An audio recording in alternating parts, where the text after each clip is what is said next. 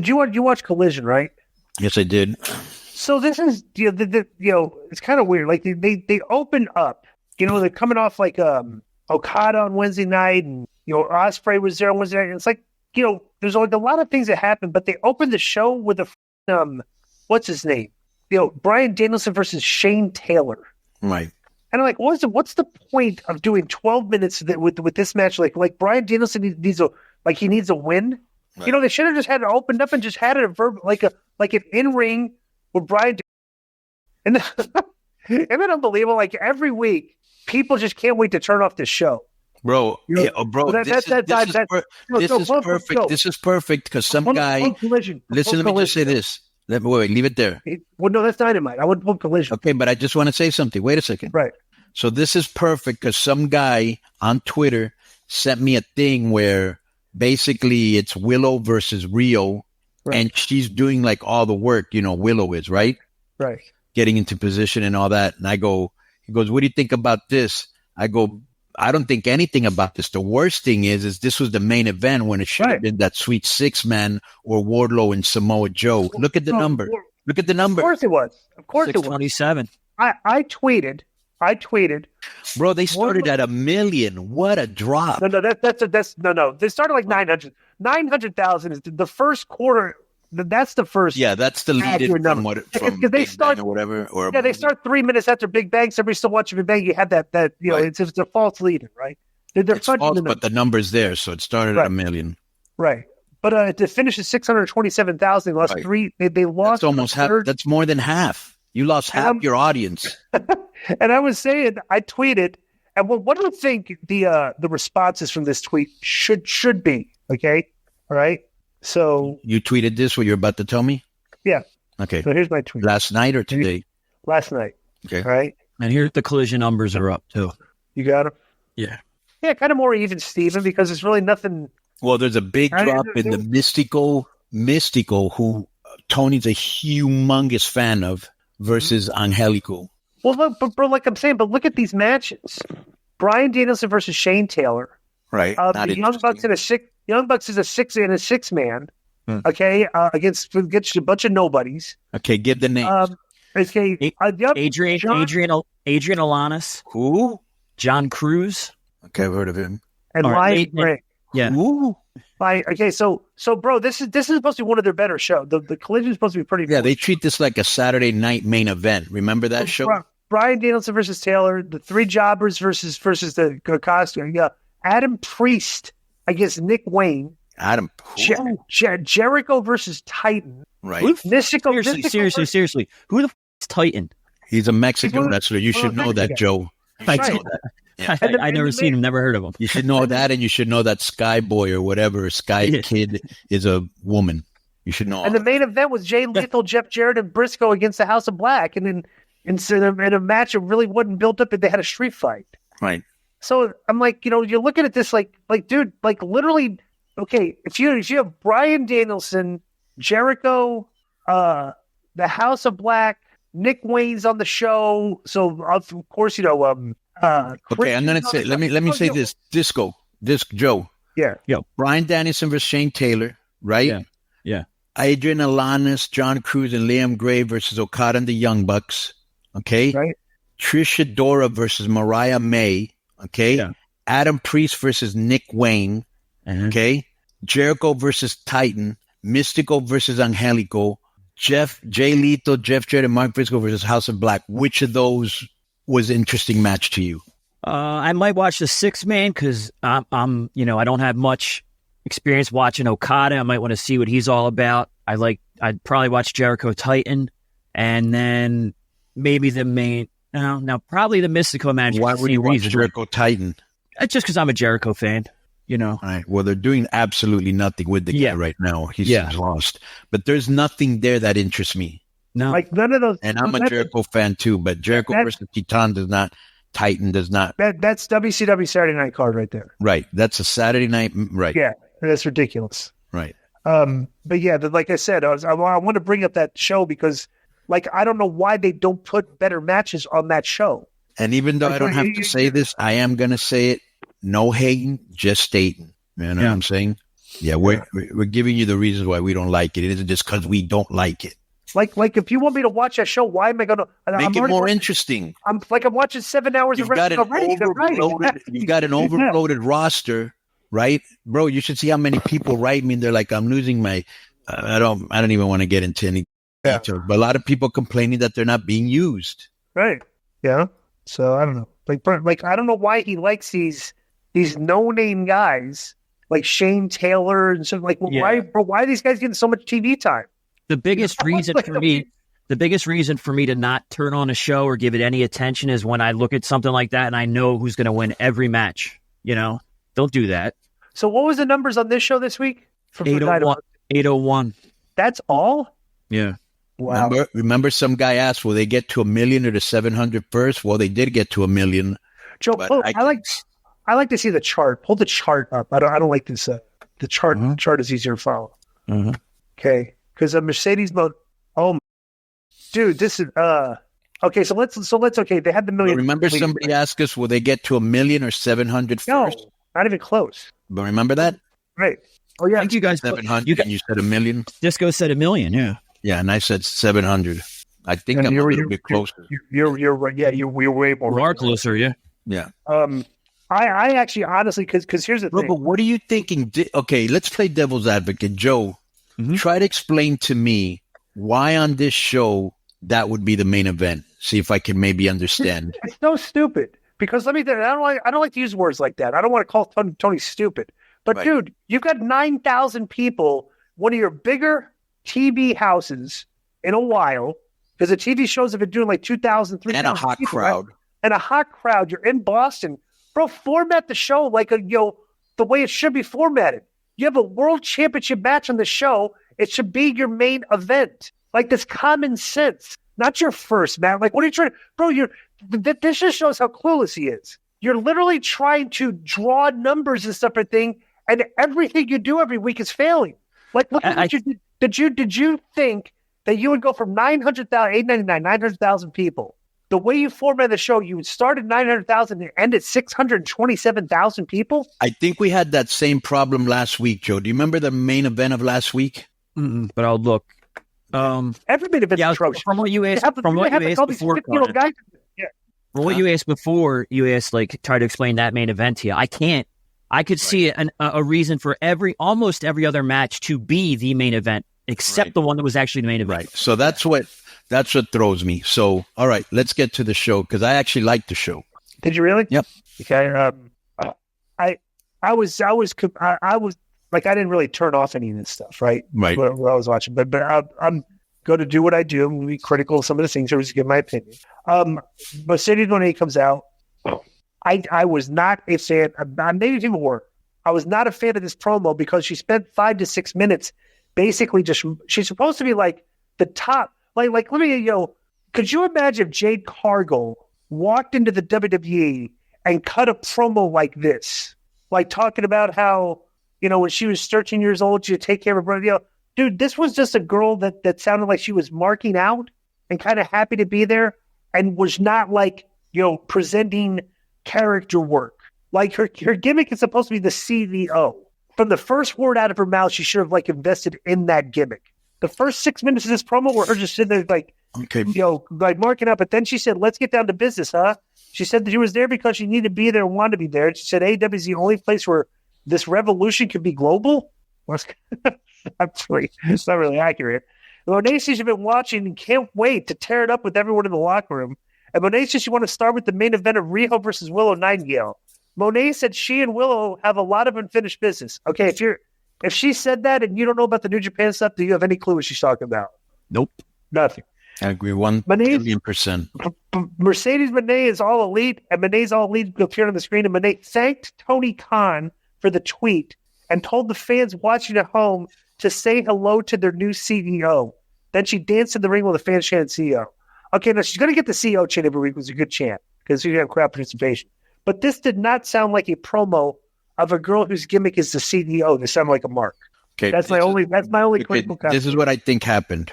She hasn't been in WWE. How long would you say, Joe? 2 years? I think it's 2 years, right? Is it? I think it's only a year. Okay, well, a year. She went to Japan. She broke her ankle. She finally gets out there. The place is going crazy. It's her hometown, so she legitimately broke down. Okay, she was raised in Boston. And it has been. I'm sorry, it has been 2 years. Yeah, there you go. So follow my thought pattern, because it's like when CM Punk came back and he was all like, "Oh shucks, I missed you guys," and all this other. It's like, It's welcome home, because that happened to me once in Mexico. I had left for 7 years, and I came back, and I wasn't sure how they would respond to me, and they went nuts. And I didn't get emotional, but it was incredible rush. You're surprised. Yeah, and so here's the thing I did like: the crowd loved her. The crowd was really hot for her. She looked like a star, which 90% of that place does not look like a star. Okay. She took off her it would have been really nice if the commentators would explain the thing about Willow Nightingale, just like it would have been really nice if the commentators explained the thing, how hazardous it is to climb Mount Everest for Darby Allin. That's kind of like your job. And bro, that's one of the problems. Even when O'Shea Jackson came on here, he was saying that's one of the problems. I don't know what is going on. I don't know who's what, and they should have explained the Willow thing. But I'm thinking, my thought process is, okay, the show started off hot. This is a hot crowd. Let's see how they capitalize on this. Right. So then that this is actually 12 years ago. You know what WWE guy climbed Mount Everest? No.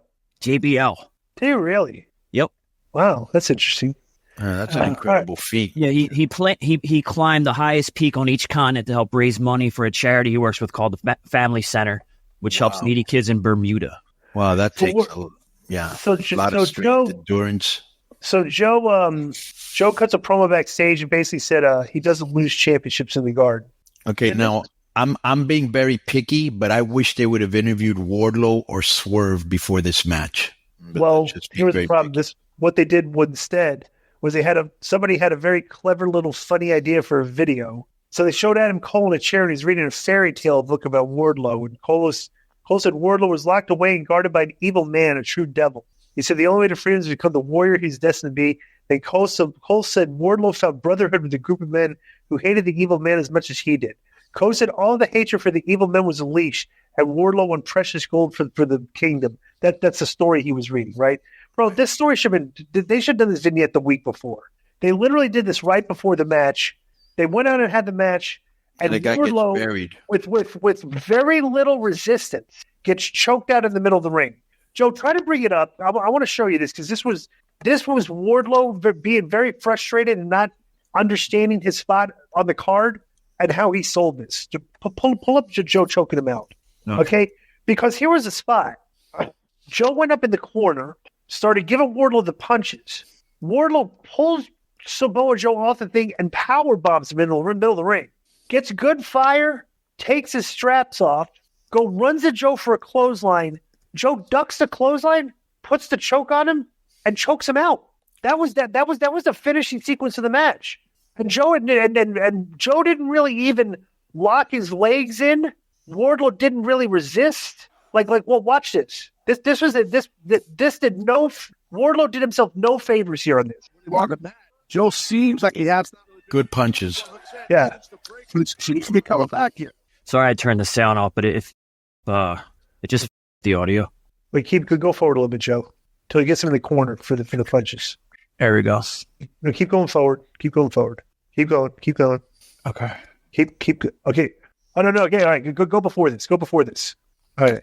So he's going for a pin. No. Go before this. Yeah, I know. I was there. He told me to go forward. Yeah. So he's using the knee. That was brutal. Knee. Like that knee finish. That used to be his finish when he first came in AEW. Okay. So now he's shocked. All right. Okay. He got a little lost there for a minute. He goes for the whatchamacallit. Ooh. Goes for the senton. Misses it. All right. Good bump. Nice. Okay. Joe's got out of that. Goes to the corner. 10 punches, or however many punches. He hit him power bomb. 4. Hey, boom, so power bombs. Okay, and that's like his finish. So he's thinking, okay, now I'm going to give him the power bomb symphony coming up here, right? All right, now you're thinking, Joe, okay. He's going to power bomb again. So good fire here. Good stuff. Kicks Joe off. Goes to the clothesline. Gotcha. Okay, now watch the way he sells this. Tries to get the ropes. Hey, Joe's not even locking his legs. Now, Joe should be locking his legs. Wardlow's not fighting at all. He went out pretty quick. I just went out. Like, what do you think of that, Konnan? But maybe that's what he was directed to do, Di, you know? I don't know. Why would you do that? But anyways, I think that I just feel what I saw, and obviously I could be mad, I could be wrong. I just saw maybe a guy that's frustrated and said, I don't just get this over with. Let me just say this, bro. I have a very strong opinion on this, and if any of you disagree, please chime in. Okay. You can turn first it of all, you can turn it off, Joe. Yeah, I was just looking at the end. So one of the things that stands out to me, Wardlow's so very agile, okay? And he likes to do like the Jeff Hardy senton and the, what's that other thing he does? That window whips, what's that thing? What's that Whisper. Yeah, whisper the wind or something. Whatever. Yeah, right. Okay, somebody explain to me, much like the main event, why would that over-bloated roster, why this guy got choked out and beat clean like that? It was bad enough you dropped the ball on one of the hottest acts in your 5-year history. Then you put him on the Undisputed Kingdom, which I'm sorry, guys, you just look like lame-looking group, even though I'm a big fan of Strong. Yeah, same. How are they going to rehabilitate him from this? He's lost so much steam. Does he have heat? Dude, let's go through one. It would have to be, right? So they have the heel faction, right? They weren't even involved. They have a chance. They have a chance to win the world championship, and this is the one match those guys decide not to come out there and like. It's like they come up all the other. It's bad enough you buried him once. You just buried him again. And I'm not, and people think I have something personal, but I'm not. There's a time and a place to dance. I don't think when Swerve came out with Flavor Flav, that's the place for him to be dancing. You know what I'm saying? He's got the dance over and he's got some personality. I'm not a big fan of any of the managers in AEW because I think the only one that does a good job is, what's this guy's name? Christian and Don Callis, you know? Right. So, post-match on this, I was going to. Joe, just quick, very quickly. The post-match on this, Swerve came out with Nana and was held back and then beat up the security guards, tried to get in the ring. They stopped him and Joe powered. Right. My point was, while he was doing that, which is supposed to be a serious thing, Nana's dancing behind him, you know? Right. And there's a time and a place. Do it when you come out. You know what I'm saying? I'm a big fan of Swerve. He's come a long way from Lucha Underground, which I worked with him there, and in MLW. He always had a low-key, cool vibe to him. Plus, girls always dug him, and that's always cool. You know, Ricochet had that same vibe, too. So I was going to speculate, you're Konnan, you said, why, what's going on with Wardlow? Does he have heat? And I was going to speculate that, you know what? Maybe he was a Cody guy and a Cody project. And since Cody left, he's had all these problems. Now, I looked it up real quick, and it actually says here, this is Wardlow on Cody Rhodes. Cody is going to be mentioned. I'm going to be mentioning Cody until the day I die, and that just is what it is. We're married whether we like it or not, simply for the fact that he was a very big part of me getting my foot in the door, and obviously that first match, that was all him. He brought me in and said, I'll work with you. I'll just never be able to thank him enough. Behind the scenes, he was very much somebody I was extremely comfortable going to. He was kind of like a father figure, and his presence is missed by myself backstage and probably a few others. Honestly, he's somebody I'm still going to call when I need advice. He's just that guy. I don't trust many people, but I do trust him. So maybe I got a little something there. Maybe that's... I think they're wrong because MJF is a Cody guy and they don't bury him. Or you're going to bury every person that Cody helped? I mean, I'm not saying he couldn't be that petty because he's shown to be, but maybe Wardlow even told him, hey, I've been contacted by WWE, and if you're not going to do nothing with me, let me know. And he got heat over that, or maybe he is going to leave. I don't even know when his contract is up. Can you check? Yeah. But something weird is going on. I don't know. It doesn't seem right that somebody that over just got beat again, choked out clean again. The only difference between the first choke out and this one is they didn't cut his hair. Right. So they go backstage. Well, there's a shot earlier today. The Elite show up, and Marvin asked Okada why he joined the faction. Nicholas interrupted and told to call Okada by his full name. Matthew said, asked Marvez if he could feel the synergy for the best athletes in the world. Matthew said Okada helped him and Nicholas out when they were at their lowest, and then said there's also 14 million other reasons. Okada told his opponents for the evening that he was coming for them. He also told Marvis to say happy birthday to Matthew. Marvin wished him a happy birthday, but Okada told him to sing it, which Marvis did. Did this get any heel heat on these characters? No. The Young Bucks make their entrance, and once they got to the bottom of the entrance ramp, Matthew flipped a coin, and once it fell to the ground, Okada's entrance theme played. They took on Eddie Kingston, Pac, and Penta El Zero Medio. I'm watching this match, and I'm just wondering, why on earth? Like, why are they going with Okada and Eddie Kingston? Eddie Kingston looks completely out of place in the ring with this guy. I just did not, so they won and they pinned Eddie and stuff and everything, but this was Eddie Kingston's work. It sticks out like a sore thumb with these guys because he looks clumsy and his strikes aren't good, his chops aren't very good, and Okada hit him with a forearm that looked really.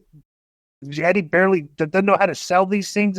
I don't know. I'm absolutely not interested in anything Okada's doing right now because he's in a faction and he's wrestling Eddie Kingston. I don't maybe for them, if anybody's a AEW fan, are you into this? I'm not. So yeah. So like I said, the show started off hot with Monet, then they had a good, they had the Joe promo backstage, and they had the Samoa Joe Wardlow match with the Swerve aftermath. So far, I'm liking everything I've seen. I like this type of match, and the reason because I like this style.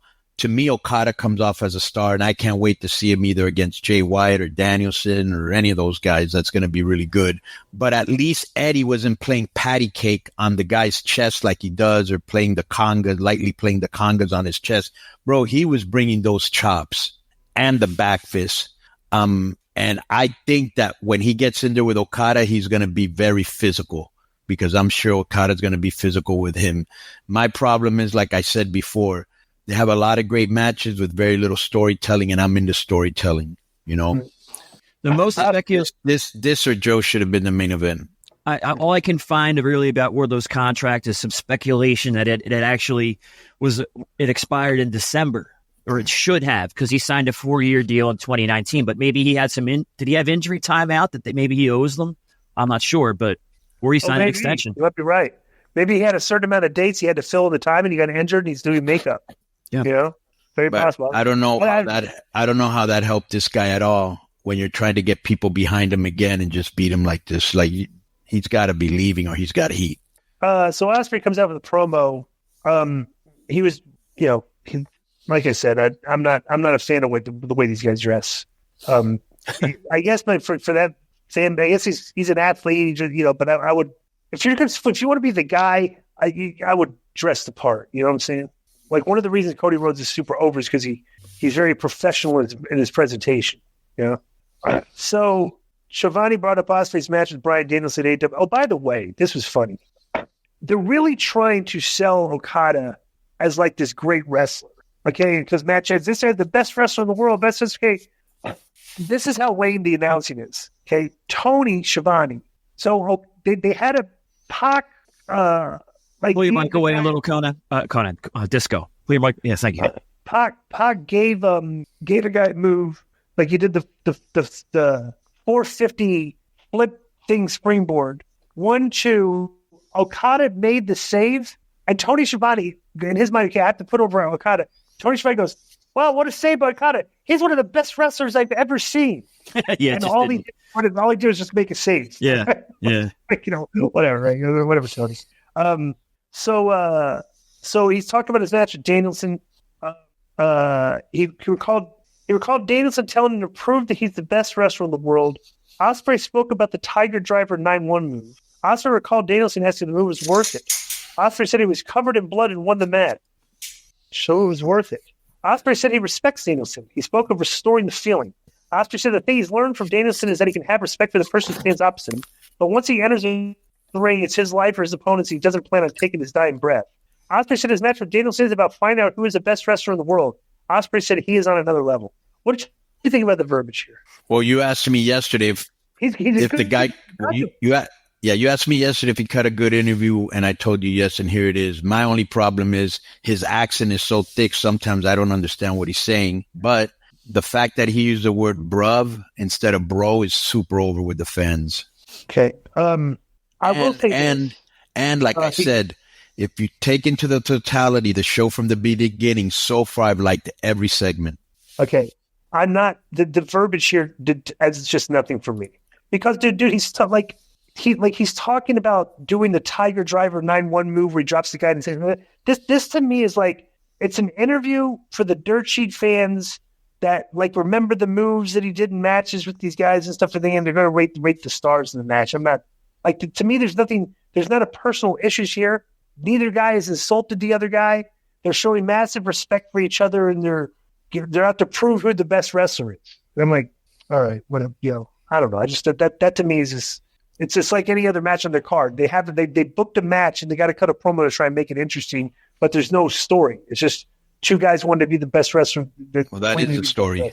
I mean, it's not compelling, to be honest, because I don't really know, like people that don't really know, like if you're saying, Will Ospreay is supposed to be the best wrestler in the world.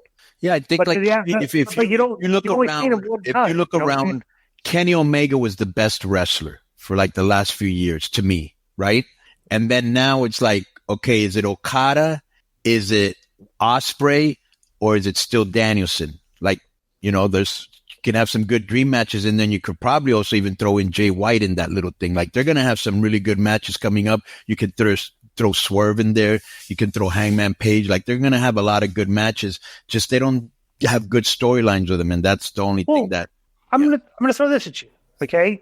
And this is why I don't think this is a good story, okay? Because, what's his name is not really... Okay, the Blackpool Combat Club is a little bit heelish right now, right? Dude, you like, Ospreay needs to be... But here's the thing. Ospreay needs to be bringing up, okay, because the dynamic of this match, you have the older veteran guy, Danielson's on his last legs, bro, it's kind of... Just, let's do this. Let's take this storyline and instead tell Konnan babyface against Paraguayer Sr. as a heel. What was the storyline of that feud when you guys were feuding with each other? What was the story? The older heel guy, something there against the young up and coming right. That was the story. Right, I was the cocky. Even though I was a baby face, I was like a cocky baby face that was just saying, "Hey, you can't go anymore. I'm the future." And he was like, "Yeah, I still got mileage left." Like that was the story. Okay, that should be this story. They're not telling like bro. You should be talking about Bryan Danielson. The only way you're going to beat me is to cheat. You're going to have to pull out every trick out of your back because you know you can't beat me. I'm too young. I'm too good. I'm in my prime. You're washed.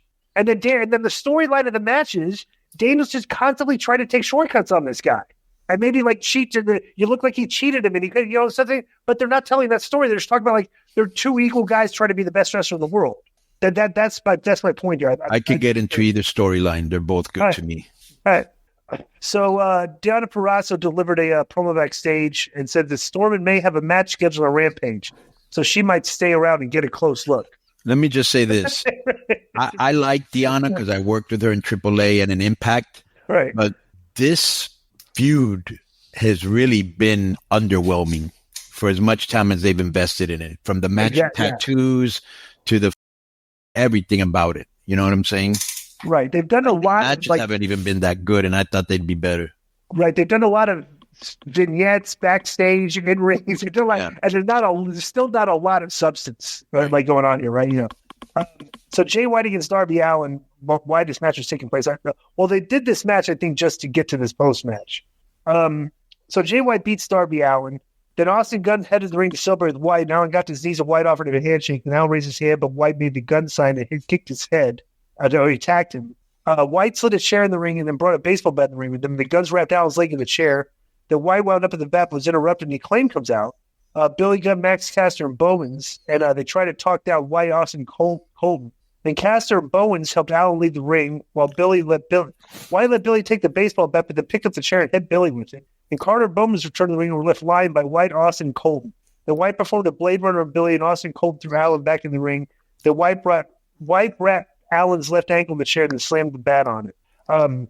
And once again, the baby faces look stupid for even trying to be friends with these guys to begin with. This is just what I got out of this. What do you think of this? All right. I think Jay is a way better as a singles wrestler than he is in that corny group. Right. And I would like to thank three people.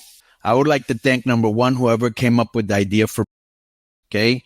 I would like to thank whoever came up with the idea for lingerie. And I would also like to thank the guy that decided to break this wacky group up. Bro, this was brutal. Gang Bang Scissor Gang. Right. Bang Scissor Gang. Yeah, and the Scissor Gang thing, Scissor Me Daddy and all that. It's kind of like the Nene. Watch me whip, watch me Nene. It's slowly losing momentum. Right, exactly. So next was, but I will say this. Very good beatdown for the heels. Yes. Very good beatdown. Yes. Yeah. The guns are great. Yeah, they are. They look like they can throw. You know what the guns look like? They look like the type of guys that go out in the bars and get fight people that look like they can fight and beat people. Like old school. Yeah. Right. Yeah. Like, yeah. So, I said before, Di, when I saw them at StarCast, like they went out of their way. Like if a guy was walking by and kind of had a puss on him, like, oh, what's up, man? You're not having a good time? Come here, come over here. And they were like very engaging. You know what I mean? Yeah. Like it was, yeah. Well, their dad is very engaging. It's very and their funny. table was by the entrance, so everyone that came in, hey, buddy, let's go here, come over here. You know, right? Chris Jericho comes out. Okay, I'm confused about this. So, you know who I just figured out that Joe reminds me of? Disco. Who? With all the quirky movements. Remember Tweak from South Park? Yeah.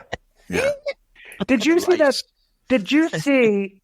I sent you guys a picture of that fashion show where the one where the guy was wearing the outfit that had Towley on it. Oh yeah, that's hilarious. Yeah. Why? Be sure to use a towel. Right. What a great character. No, but my favorite is when the towel would hit the bong and the eyes would turn red. That's great. Okay, now explain this to me.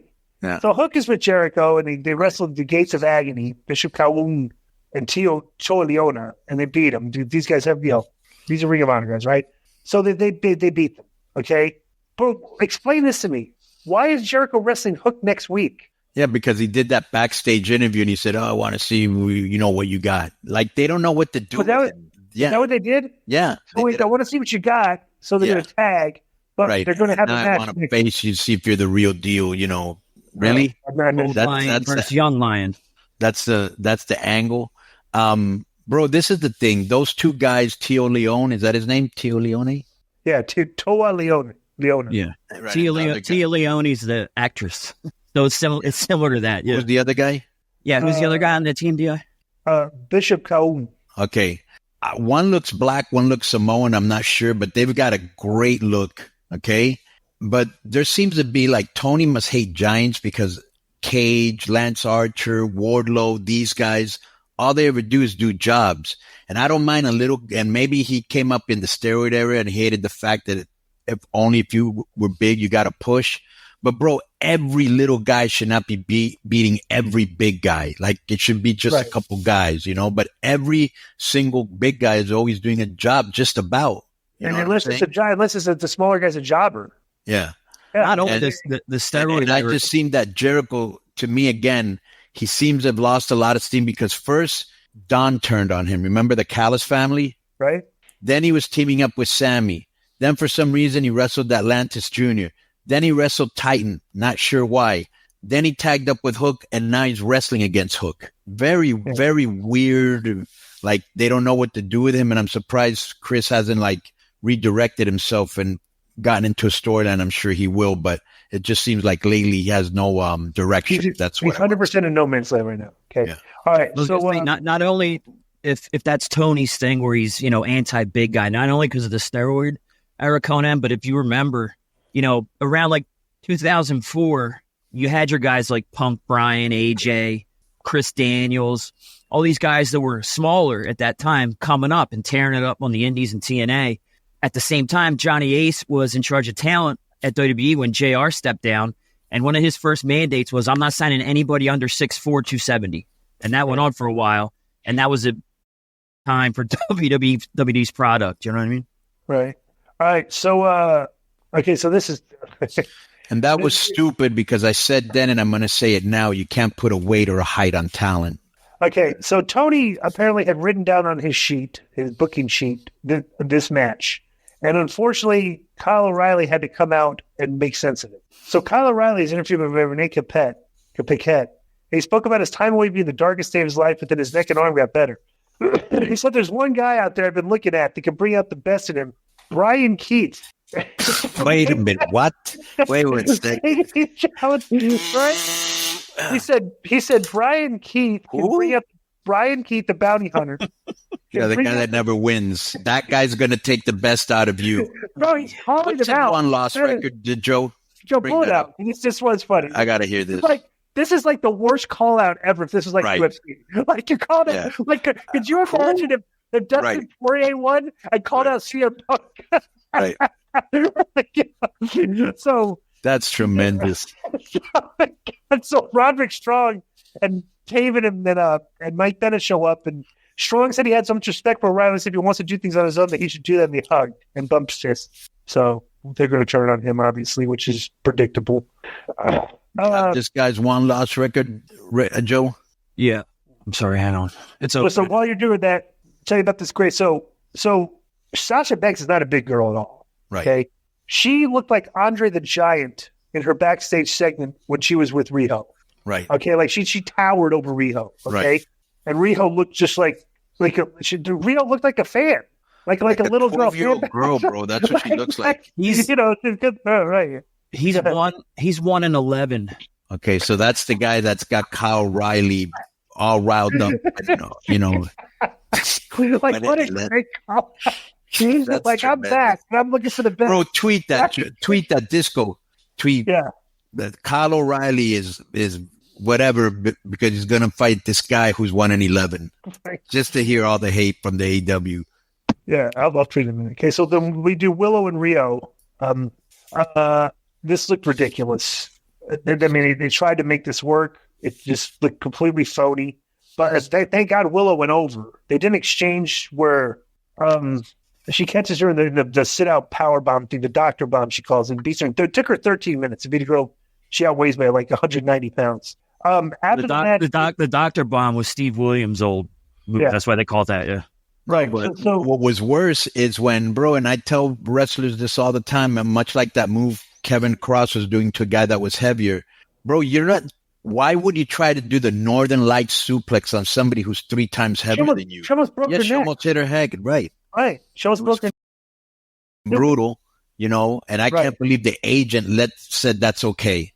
Yeah. Rio, that could look completely, you can see the girl jumping, right. Trying to put, bro, that was very dangerous to do. That was almost a catastrophic injury there. So after the match is another scene. Everybody hugs now after the match. Like, so they hug. Why are you hugging the person you're about to wrestle? I don't know. So silly. So the lights went out. When he came out, Julia Hart was standing ringside, and Sky Blue came behind the ring and chop blocked her. Actually, not a bad attack. Right. They looked pretty like Sky Blue did pretty good here. Yes, she did. But then this crowd started chanting CEO. So then Monet comes down, punched Sky Blue in the face. She bumped on the aisleway, and then And you know what was weird, and this is continuity issue.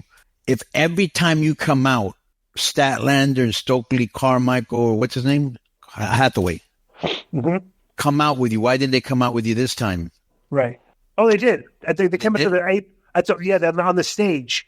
Then they hugged and they walked to the back. They did. Oh, but ringside, stay ringside. Yeah, right. But I'm saying, they came out for the entrance and then they hugged it and then went back. Okay, so I guess why? I don't know. So, right. Why every other match they were ringside and this one they decided to go back? Just explain something for us, please. Okay, so then so she looked at so after Monet in her opening promo said she and Willow have unfinished business. Like maybe there's some heat there. She left. She beat up. She ran Julia Hart off, and then she looked over Willow and walked over and raised her hand. Right. She had unfinished business. She didn't get the chance to raise her hand after the last time they worked because she broke her ankle in the match. So, I don't know. They chanted CEO to end the show. She was over. So I definitely you can't deny that. And she's gonna be over because she didn't get the CEO chance every time she comes out. Okay. Even this will never ever be printed. Okay. Because we had these guys at Wrestling Inc. They put Konnan, AEW, and blah blah blah blah blah. And I wrote to them, I go, well, number one, they go, why didn't you say that they sold out Arena Mexico? Well, I'm not there to promote their house shows because that was a house show they sold out. Okay. Yeah, they sold it out. Good for them. But do you agree or you disagree that the way they started this angle with the Mexicans made no sense? That's my point. All right. You know? And of course they never answered. Wait. So what was their contention that you were upset about? They were okay. Can you bring it up, Joe, so I can read it because I don't remember it. I can read what they put. It's on Twitter. It's on Twitter. You said, right? Yeah. Yeah. Wrestling Inc. Okay. So while he's looking for that, let me just say this: I liked the whole show, everything except I wasn't a fan of the Kyle O'Reilly thing with what's the guy's name he's wrestling? John Dean or what? What's his name? Brian Keith. Okay. What's his name? But he's got a name before Brian Keith. The bounty hunter? The bounty hunter, Brian Keith, that comes out with okay. Didn't like that, and I didn't like the main event. Other than that, I liked the whole show.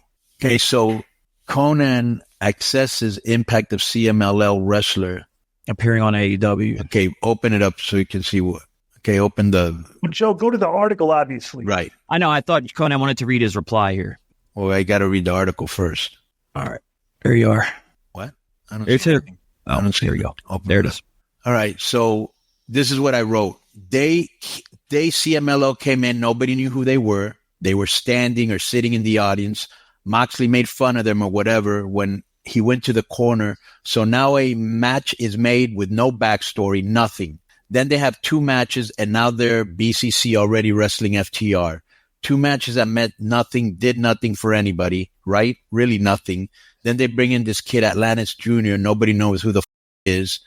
One thing not mentioned by Konnan is the success of CMLL's Homenaje a Dos Leyendas event that took place on March 29th, blah, blah, blah. Okay. Who knows about that? Okay. So this is what I wrote. Listen to this. Oh, Eric Mutter. This is the that used to write for Lucha Central, AAA and CMLL matches.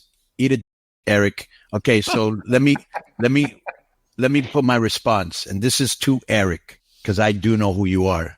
Well, I'm not here to promote their house shows. Okay. That was a house show. I'm not supposed to be okay. Plus I was doing my weekly review of AEW TV. Yeah, they sold out Arena Mexico. I have no issues with them. Just pointing out it was a weak way to introduce them. Or do you disagree? Where's your answer, my friend? Yeah. So some guy, Mike, responded. Let me see Mike's response. Yeah.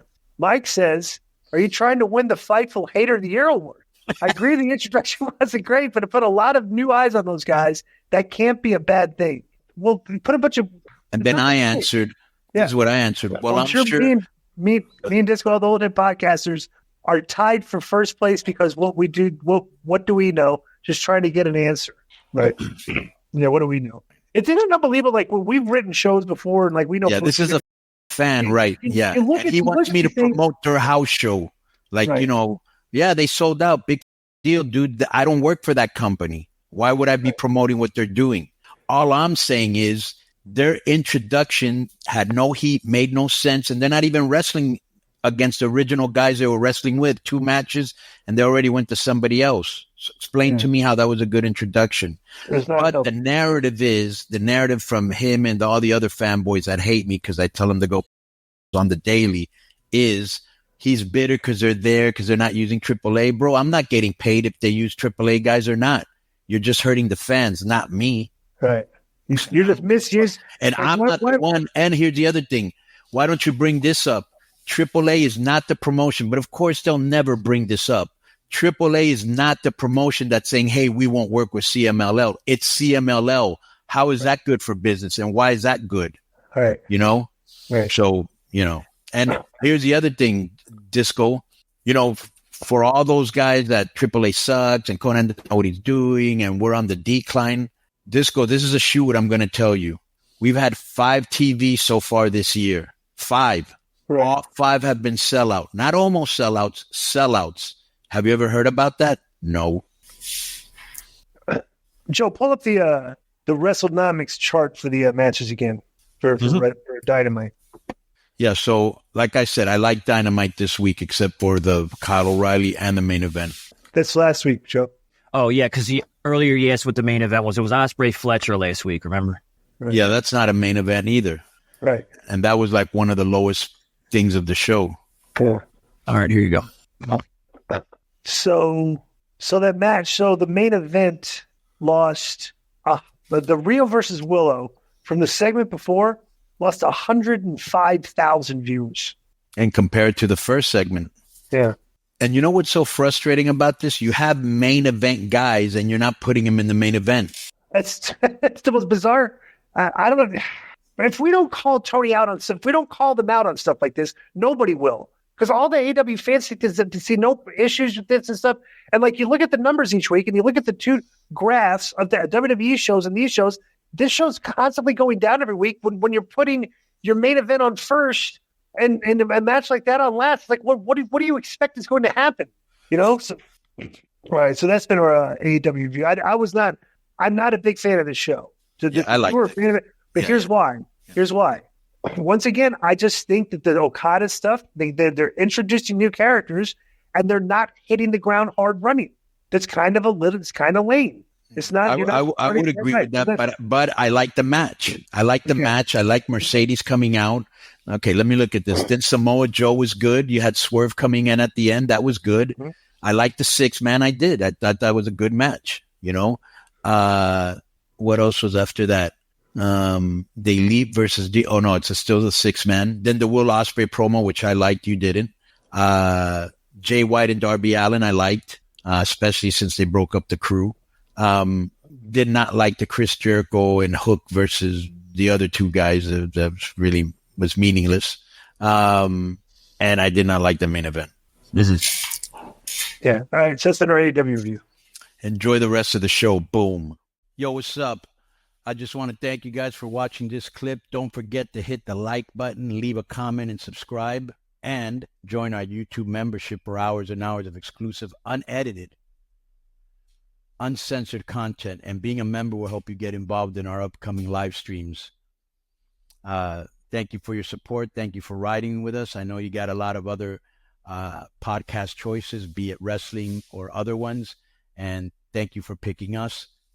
Boom.